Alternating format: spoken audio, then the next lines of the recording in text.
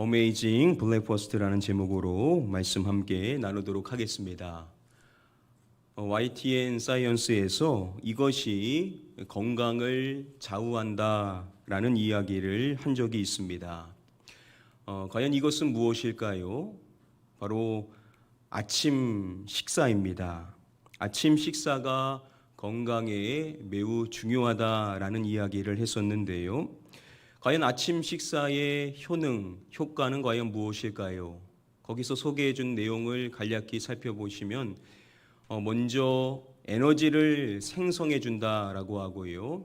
또한 아침 식사를 했을 때 두뇌 활동이 활성화되어지게 된다라고 하고, 또한 아침 식사를 하게 되면 규칙적인 식습관을 형성할 수 있고, 또한 마지막으로 비만을 예방할 수 있다라고 소개를 해 주었습니다. 이뿐만이 아닙니다.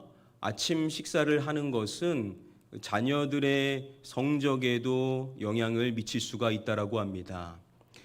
한 통계 자료에 따르면은요, 아침을 먹는 자녀와 그렇지 않은 자녀의 차이를 보니까 아침을 먹는 자녀들의 성적이 2배가 더 높았다라고 이야기를 합니다. 그러니까 아침 식사를 먹는다라는 것은 여러모로 매우 유익하다라는 것이죠. 저와 여러분들은 이 주일 예배를 통해서 요한복음의 말씀 함께 계속 살펴보고 있습니다. 오늘 본문인 21장 7절부터 14절까지의 말씀을 보면 놀라운 아침 식사에 대한 이야기가 나오는 것을 살펴볼 수가 있습니다. 예수님의 제자들이요, 갈릴리로 돌아가서 그들이 고기 잡이를 하게 되죠. 밤새도록 그물질을 했었지만 그들은 아무것도 잡지를 못했었습니다. 이제 날이 새어서 포기하고 돌아가려고 하는데 바닷가에서 누군가가 그들에게 그물을 배 오른편에 던지라 라고 말하죠. 그래서 그 말대로 따랐더니 엄청나게 많은 물고기가 잡히게 되었던 것입니다. 이랬었을 때 제자들 가운데 요한이 베드로한테 주님이시라 라고 이야기를 하죠. 그 이야기를 들었었던 베드로는 겉옷을 두르고 바다로 뛰어들었던 것입니다. 그리고 나머지 제자들은 배를 타고 그 물고기 든 그물을 끌고 육지로 오게 되는 것입니다. 자, 그리고 이어지는 오늘 본문의 말씀, 우리 다음의 말씀을 함께 한 목소리로 읽어보도록 하겠습니다. 육지에 올라보니 숯불이 있는데 그 위에 생선이 놓였고 떡도 있더라. 제자들이 육지에 올라왔었을 때 보였던 것이 무엇인지를 말씀은 밝혀주는 것이죠. 먼저 숯불이 있는데 라고 말씀을 해줍니다. 그들의 눈에 가장 먼저 숯불, 타오르는 숯불이 보였던 것인데요. 말씀을 보시면은 그냥 숯불만 있었던 것이 아니었었죠. 먼저 이야기하기를 그 위에 무엇이 놓였고 라고 말씀을 해줍니다. 뭐가 있었다라고 말합니까? 생선이 놓였고 라고 말씀을 해줍니다. 자, 그들의 눈에 뭐가 들어오냐면 숯불 위에 놓여져 있는, 익어가고 있는 생선이 눈에 들어왔었다라는 겁니다.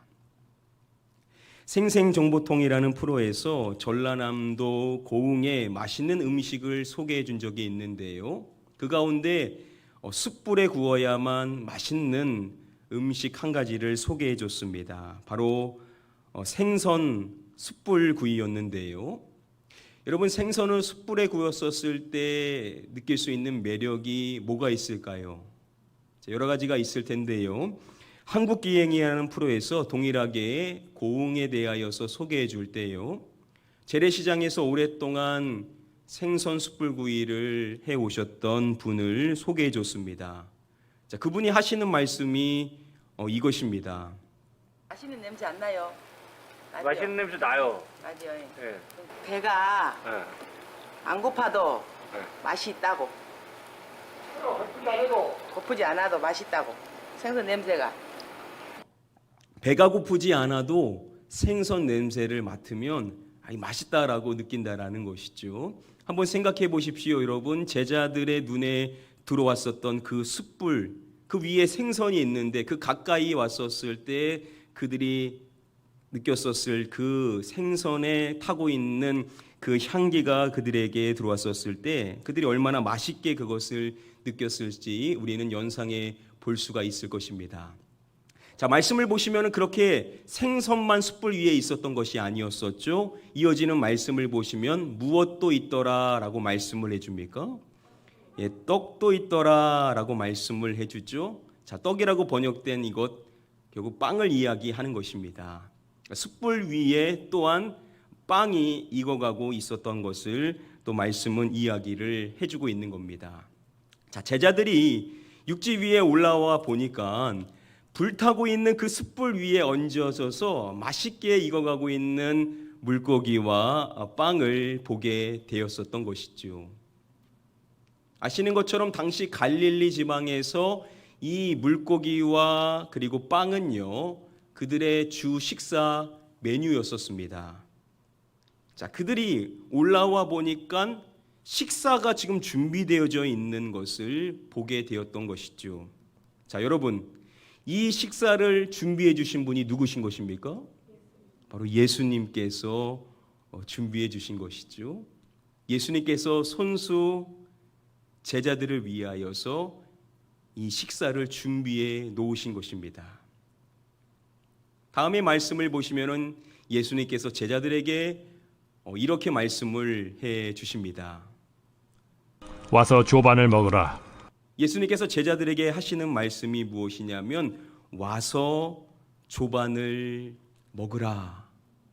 와서 아침 식사를 먹으라 라고 예수님께서는 제자들에게 말씀을 해 주시는 것입니다. 학자들에 따르면은요, 1세기 유대인들은 보통 두 끼를 먹었었다라고 합니다. 그중 첫 번째 끼니는 하루 일과를 시작하기 전에 먹는 아침 식사였고, 그리고 저녁에 가서 또 한 번 식사를 하게 되었었다라고 합니다. 지금 그들 앞에 있는 것은 중요한 이 아침 식사인 것인데요, 우리가 여기서 생각해 봐야 될 것이 지금 제자들의 상태가 어떠한가. 여러분, 제자들이 야간에 고기잡이를 했었죠. 잠깐 하고 돌아온 것이 아니라 날이 새도록 종일 밤새 그들은 그물질을 했었던 것입니다. 오늘날 갈릴리 어부들도 마찬가지로 야간에 고기잡이를 하는데요, 짧게는 6시간 그리고 길게는 12시간 고기잡이를 한다라고 합니다. 지금 제자들도 밤에 고기잡이를 해서 지금 날이 새는 시간까지 계속해서 잡히지 않다 보니까는 얼마나 열심히 그물을 던졌겠냐라는 것이죠. 생각해 보면 이들이 얼마나 지치고 힘들어서 허기졌었을지 우리는 생각해 볼 수가 있었을 것이라는 거죠. 자, 그런데 그렇게 배고픈 그들이 육지 위에 올라와 봤더니 뭐가 준비되어져 있느냐?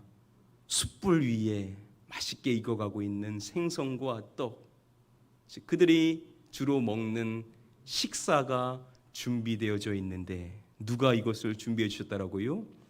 예수님께서 친히 이 아침 식사를 준비해 주신 것입니다.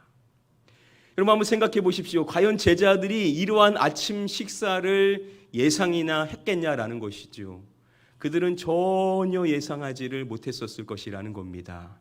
자, 그런데 밤새도록 그물을 던져 지치고 허기졌을 제자들에게 예수님께서는 최상의 환대로서 이 아침상을 그들에게 제공해 주셨다라는 것이지요.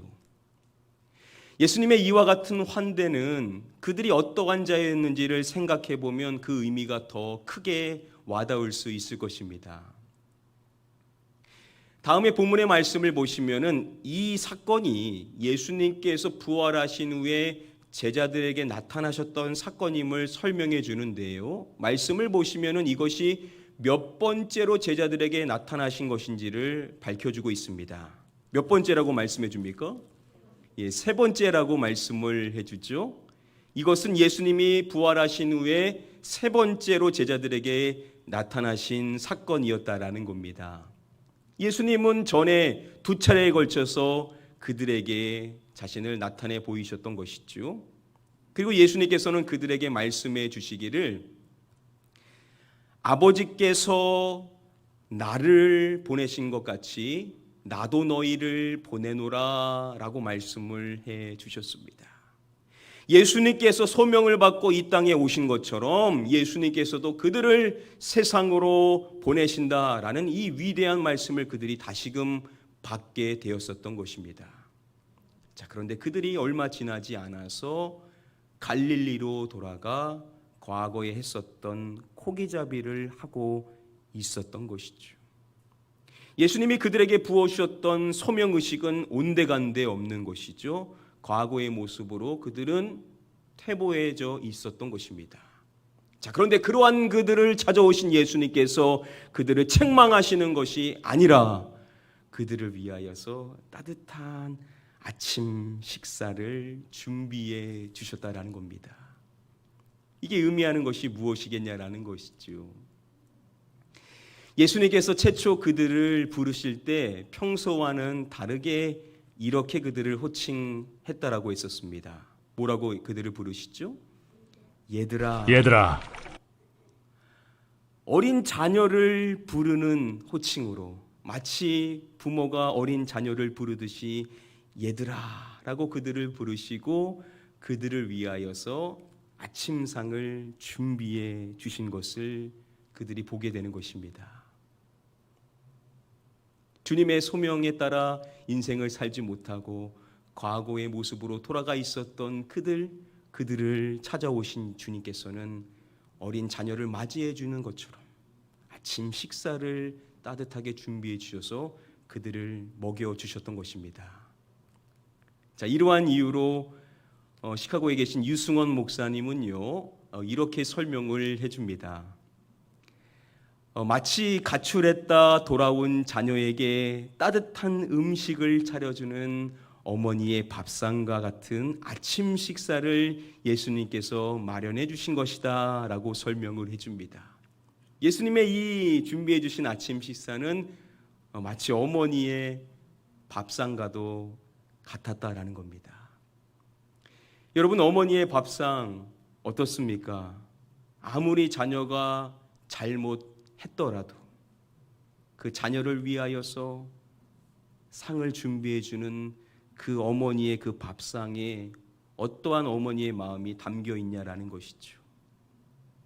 자녀가 잘못했었던 그 모습, 아무리 자녀가 그릇된 모습이 있다 하더라도 어머니는 그 자녀를 용서해 주는 마음이 담겨 있을 것이고, 또한 현재 보이는 그 모습이 어떠하든지 간에 그 모습 그대로를 용납해 주시는 어머니의 마음이 담겨 있을 것이고, 그리고 무엇보다도 자신의 자녀를 향한 따뜻한 그 사랑이 그 밥상에 담겨 있지 않겠습니까? 예수님께서 제자들을 위해서 준비해 주신 그 아침상에도 동일한 예수님의 마음이 있었을 것이라는 거죠. 그들을 용서하시고 그들을 용납하시고 그들을 사랑해 주시는 예수님의 마음이 그 상에 녹아 있었을 것이라는 겁니다. 이 말씀을 통해서 우리는 너무나도 중요한 사실을 배워볼 수가 있는 겁니다. 오늘도 우리가 부활의 주님을 이미 만났고 소명을 받았지만 그 모습대로 살아가기보다는 과거의 모습으로, 예전의 모습으로 돌아가져 있는 우리의 연약한 그 모습을 우리가 보일 때 주님이 우리를 책망하시기보다는 우리에게 따뜻한 아침상을 제공해 주시는 것과 같이, 그래서 여전히 우리를 사랑하시되 우리를 용서하시고 우리를 있는 모습 그대로 용납하시는 주님의 사랑이 지금도 저와 여러분들을 향하고 있다는 사실을 우리는 분명히 믿는 자가 되어야만 될 줄 믿습니다. 우리가 아무리 실수하고 넘어지고 그릇된 모습 속의 인생을 살아가고 있다 하더라도 여전히 우리를 용서하시고 용납하시고 사랑하시는 그 은혜의 주님이 오늘도 우리에게 하나님의 사랑을 부어주시고 계신다는 사실을 다시금 깨달으실 수 있는 저와 여러분들이 되시기를 주님의 이름으로 간절히 축복하며 축원드립니다. 오늘 본문의 사건이 어디에서 일어난 사건인지에 대해서 21장 시작인 1절 말씀에서 밝혀주고 있습니다. 우리 함께 다음의 말씀을 한 목소리로 읽어보도록 하겠습니다. 그 후에 예수께서 디베랴 호수에서 또 제자들에게 자기를 나타내셨으니 나타내신 일은 이러하니라. 예수님께서 자기를 제자들에게 나타내셨었던 이 사건을 시작할 때 이 말씀이 밝혀주는 장소가 뭐라고 말을 하냐면 어떠한 호수에서라고 말씀해 주죠. 어떤 호수라고 말해주고 있습니까? 디베랴 호수다라고 이야기를 해주고 있습니다. 여러분 신약 성경에서 디베랴라는 명칭이 나오는 것은 요한복음 6장과 그리고 21장 두 본문에만 유일하게 디베랴라는 명칭이 나옵니다. 요한복음 6장 1절부터 13절까지의 사건과 그리고 오늘 본문이 나오게 되는 21장 1절부터 14절의 이 사건을 비교해 볼 필요성이 있는데요. 21장의 오늘 본문도 장소가 디베랴 호수 근처고 6장에 나오는 그 사건 역시도 동일하게 디베랴 호수 근처에 해당이 됩니다. 그리고 오늘 본문의 말씀을 보시면은 생선이라고 번역된 옵사리온과 떡이라고 번역된 아르토스라는 단어가 나오고 그리고 6장의 말씀에도 보시면은 동일하게 옵사리온과 아르토스라는 단어가 함께 묶여서 나옵니다. 그리고 가장 중요한 점은 21장의 말씀에서 그 옵사리온과 그리고 아르토스를 누가 주시냐면 예수님께서 주심을 묘사하고 6장의 말씀에도 마찬가지로 생선과 떡, 옵사리온과 아르토스를 제공해 주는 예수님을 묘사해 주고 있습니다. 자, 이 6장의 사건이 어떤 사건인지 이미 짐작하시는 분들도 계실 텐데요. 먼저 21장의 13절 말씀을 보시면은 예수께서 떡을 가져다가 그들에게 주시고 생선도 그와 같이 하시니라라고 말씀해 줍니다. 예수님께서 옵사리온과 아르토스를 주셨다라는 것을 이야기해 주고 있죠. 그리고 6장의 말씀도 보시면은 예수께서 떡을 가져 앉아 있는 자들에게 나눠 주시고 물고기도 그렇게 주시니라라고 말씀해 줍니다. 마찬가지로 예수님께서 옵사리온과 아르토스를 주셨음을 묘사하고 있는 것입니다. 자, 지금 이 요한복음 6장의 사건이 어떠한 사건이냐? 바로 잘 아시는 오병이어의 사건에 해당이 됩니다. 이 오병이어의 사건의 말씀을 보시면은 그들의 원대로 주시니라라고 말씀을 해줍니다. 그들이 원하는 것만큼 예수님께서 주셨다라는 겁니다. 그들이 원하는 것만큼 배부르게 먹을 수가 있었다라는 것이죠. 사람이 많은 것도 의미가 있지만 한 사람 한 사람이 풍성하게 식사를 할 수가 있었다라는 겁니다. 자, 동일한 장소에서 동일한 내용을 이야기하는 것과 같은 오늘 본문의 말씀의 내용을 보시면은 예수님께서 제자들에게 이렇게 말씀을 하십니다. 지금 잡은 물고기를 좀 가져오라라고 예수님께서 말씀을 해주십니다. 여러분 원래 제자들은요 아무것도 잡지를 못했었죠. 자, 그런데 어떻게 결국 그들이 물고기를 잡을 수가 있었습니까? 예수님께서 그들에게 말씀해 주셔서 어디에 물고기가 있는지를 다 알려주셨기 때문에 그 주님의 은혜로 인하여서 그들이 많은 물고기를 잡을 수가 있었던 겁니다. 자, 그렇게 주님의 은혜로 인하여서 잡게 되었었던 그 생선의 일부를 가지고 오라라고 예수님께서는 그 제자들에게 말씀을 해 주신 것입니다. 자, 다음의 말씀을 보시면은요, 그들의 그 그물에 물고기가 가득 차 있었다라고 이야기하는 이 말씀을 보시면은 물고기를 말할 때 그냥 물고기라고 말하고 있지를 않습니다. 수식어를 붙여주고 있는데요. 무슨 물고기라고 말합니까? 큰 물고기라고 이야기를 해줍니다. 이 큰이라고 번역이 된 이 헬라어 메가스라는 단어가 쓰였는데요. 이것은 그 잡힌 물고기 한 마리 한 마리가 매우 컸다라는 것을 나타내 주는 것입니다. 그들이 잡은 그 물고기, 모든 물고기들은 하나하나가 다 매우 큰 사이즈의 물고기였다라는 겁니다. 지금도 갈릴리 호수에는요, 크고 작은 여러 종류의 물고기들이 있습니다. 요즘 어부들이 갈릴리에서 물고기를 잡은 그 고기들 가운데 다음의 영상을 보시면은 이렇게 큰 물고기들도 있다는 것을 확인해 볼 수가 있습니다. 아니 갈릴리에 저렇게 큰 고기도 있어요. Você tosta. 와, Tosta, casaco. 한 15kg? 오, 야 이거 힘들어요. Será que ainda vive bastante? 예수님께서 그들에게 지금 잡은 생선, 예수님의 은혜로 인하여서 잡은 그 생선 사이즈가 어떠한 겁니까? 큰 물고기들인 것이죠.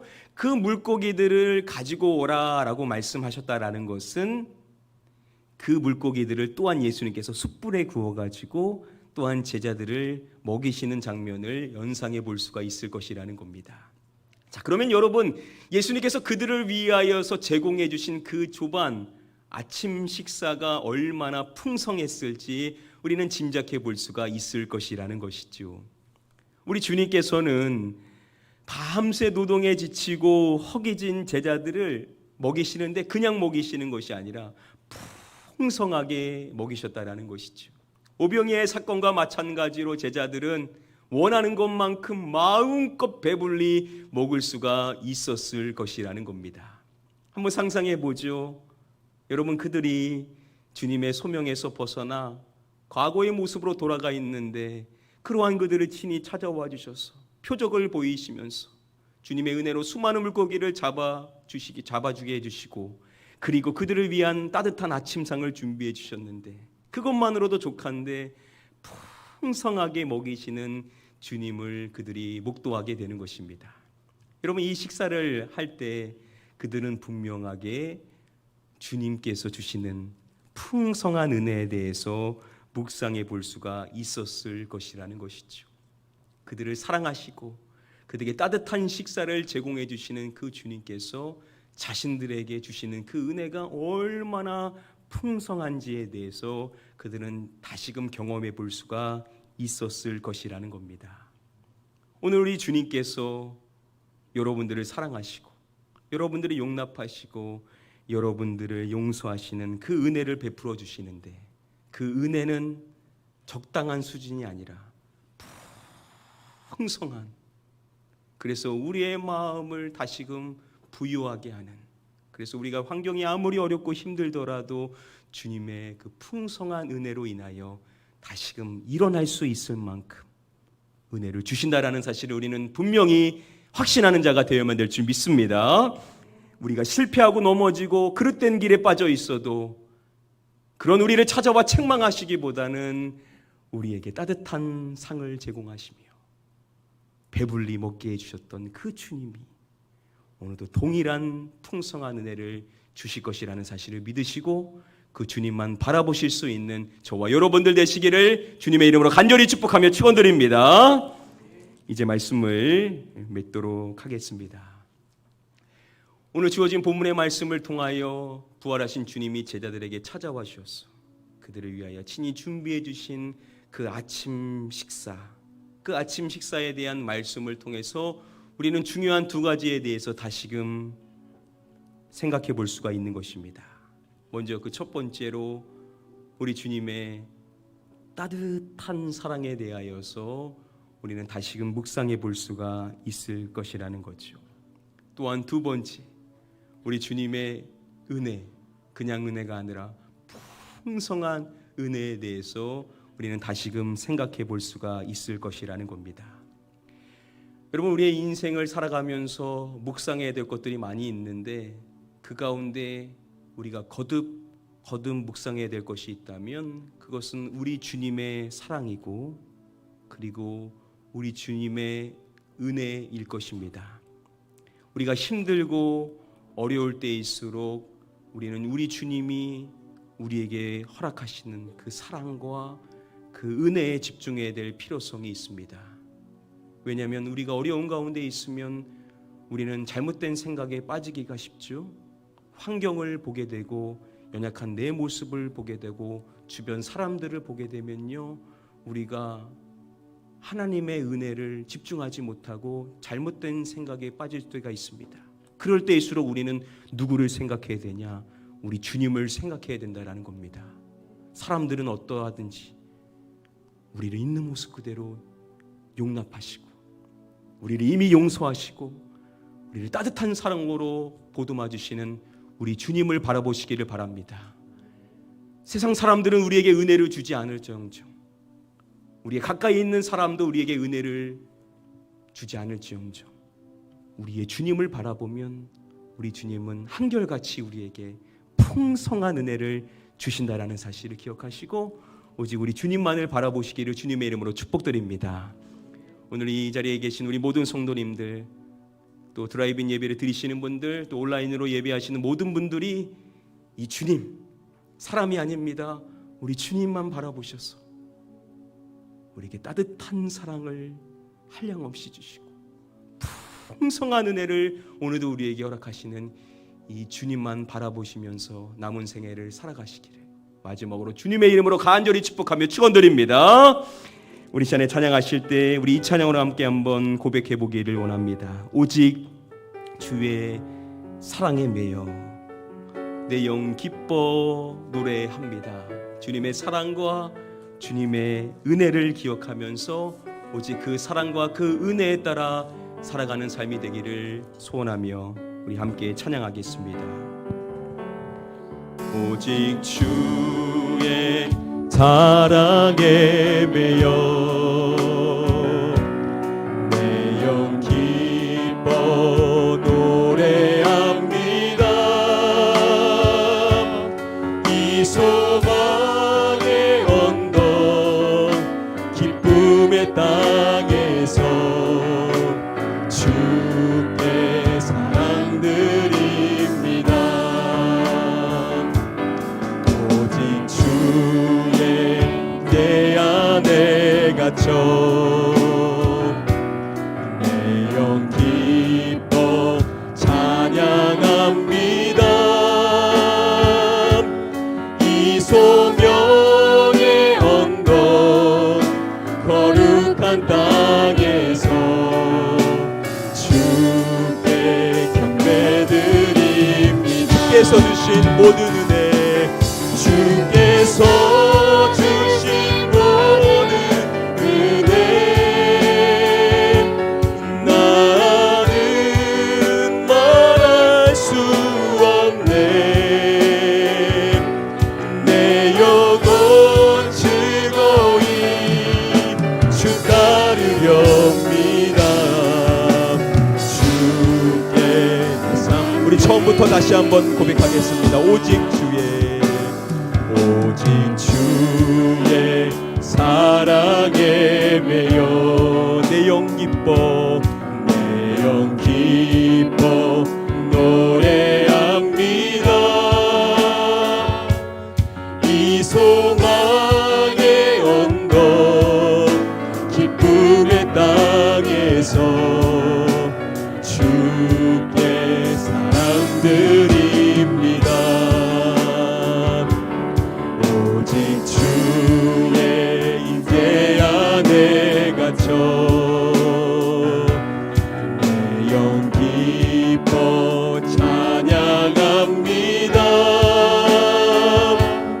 이 소명의 언덕 거룩한 땅에서 주께 경배드리. 주께서 주신 모든 은혜, 주께서 주신 모든 은혜, 나는 말할 수 없네. 내 영혼 즐거이 주 따르렵니다. 주께 우리 두 손들과 함께 한번 찬양하겠습니다. 주께서 주신 모든 은혜, 주께서 주신 모든 은혜,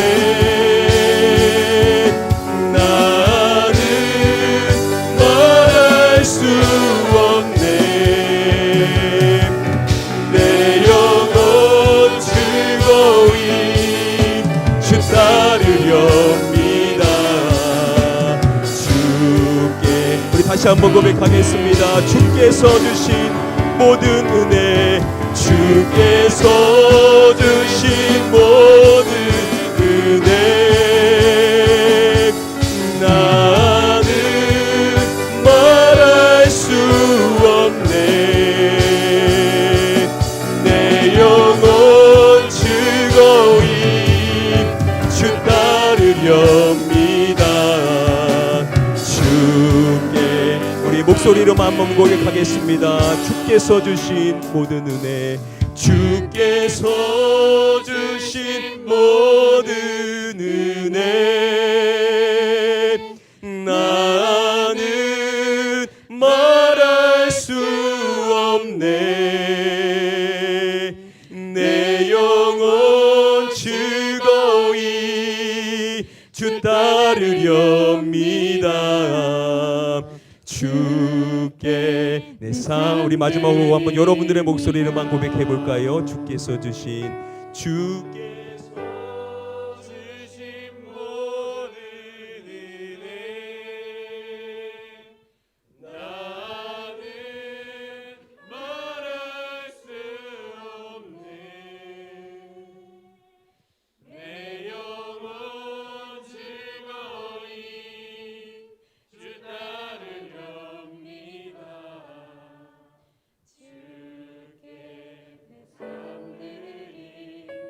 주께 내 삶 드립니다. 주께 내 삶 드립니다. 주께 내 삶 드립니다. 주께 내 삶 드립니다. 우리 시간에 같이 한번 기도하겠습니다. 아버지 하나님, 우리가 실패하고 좌절하고 넘어져서 주님이 주신 소명대로 살아가지 못할 때, 그럴 때 우리를 책망하시는 것이 아니라 우리를 다시금 일으켜 세워주시고자 주님의 사랑을 나타내 보이시고 주님의 풍성한 은혜를 다시금 경험케 하시는 그 은혜의 주님, 그 사랑의 주님이 오늘도 나를 동일하게 사랑하시고 은혜를 베풀어 주신다라는 사실을 기억하며 내 주어진 환경을 보는 것이 아니라, 연약한 내 자신을 보는 것이 아니라, 주변에 있는 사람들을 보는 것이 아니라 오직 따뜻한 사랑과 풍성한 은혜를 공급해 주시는 주님만을 바라보고 주님께 집중하여 살아갈 수 있는 나의 삶이 되게 하여 주시옵소서. 우리 함께 사모하는 마음으로 통통으로 함께 한번 기도하겠습니다. 기도합니다. 아버지 하나님, 오늘 주어진 말씀을 통하여서 실패하고 좌절하고 과거의 모습으로 돌아가 있는 제자들을 찾아와 주셔서 주님의 따뜻한 사랑을, 주님의 풍성한 은혜를 경험할 수 있도록 표적을 보이시고 아침 식사를 제공하여 주셔서 그들을 배들이 먹여주신 주님, 오늘 우리 모든 성도님들을 찾아와 주시기를 원합니다. 우리 모든 성도님들을 신방하여 주시옵소서. 주님의 따뜻한 사랑을 다시금 누리게 하여 주시옵소서. 주님의 풍성한 은혜를 깨닫게 하여 주시옵소서. 그래서 어려운 환경 속에서 눈물 짓는 그 눈물을 닦아 주시옵시고 주님이 주시는 위로를 누리게 하여 주셔서 다시금 마음이 부유해질 수 있는 인생이 되기를 원합니다.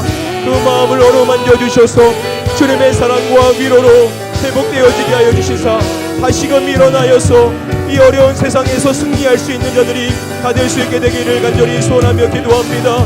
우리 모든 성도님들, 아버지 하나님이여, 연약한 내 자신을 보는 것이 아니라, 주어진 환경을 보는 것이 아니라, 내 주변에 있는 사람들을 보는 것이 아니라 오직 나를 죽기까지 사랑하시고 지금도 풍성한 은혜를 부어주시는 주님만을 바라보며 그 주님만을 의지하며 살아갈 수 있는 삶이 될 수 있도록 믿음의 주여 온전케 해주시는 주님께 우리의 시선을 고정할 수 있도록, 우리의 믿음 시선을 주님께 드릴 수 있도록, 그래서 은혜와 사랑을 풍성히 누릴 수 있게 인도하여 주시옵소서.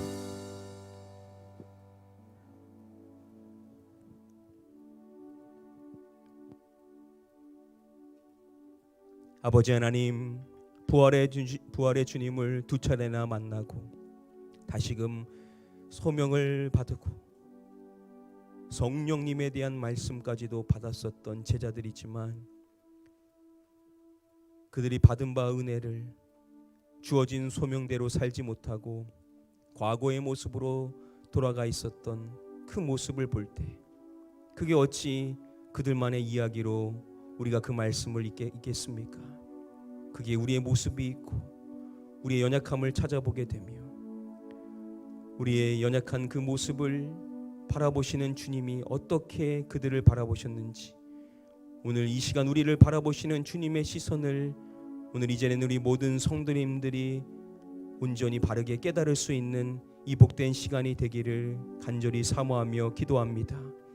우리를 책망하는 것이 아니라, 우리를 정죄하는 것이 아니라, 우리를 한심한 눈으로 바라보시는 것이 아니라 우리를 따뜻한 시선으로 바라보시고 우리에게 풍성한 은혜와 사랑을 공급하여 주셔서 받은 바 은혜로 다시금 일어서여 주시는 주님의 그 은혜가 오늘 이 시간 우리 모든 성도님들에게 향하고 있다라는 것을 다시금 깨달을 수 있는 이제는 우리 모든 복된 성도님들이 다 되게 하여 주시옵소서. 이 어려움의 시기를 우리가 어떻게 이길 수 있겠습니까? 내 자신을 보고 환경을 보고 주변 사람을 보고 어떻게 우리가 이 어려움의 시기를 극복할 수 있겠습니까? 오직 우리를 따뜻한 사랑으로 우리에게 풍성한 은혜를 공급해 주시는 주님께 우리의 시선을 고정케 하여 주셔서 주님만 바라보고 주님이 오늘도 우리에게 허락하시는 은혜와 사랑을 온전히 받아 누릴 수 있는 우리 모든 성도님들이 다 되게 하여 주시옵소서. 그래서 주님이 주시는 위로와 사랑으로 다시금 일어서게 하여 주시옵시고 이 어려움의 시기를 잘 극복하여서 주님이 주신 은혜와 사랑으로 승리하였음을 장차 고백하며 간증할 수 있는 이제는 우리 모든 성도님들이 다 되게 하여 주시옵소서. 믿고 감사드리오며 이 모든 말씀 우리의 구원자가 되시는 예수 그리스도의 이름으로 기도드립니다. 아멘.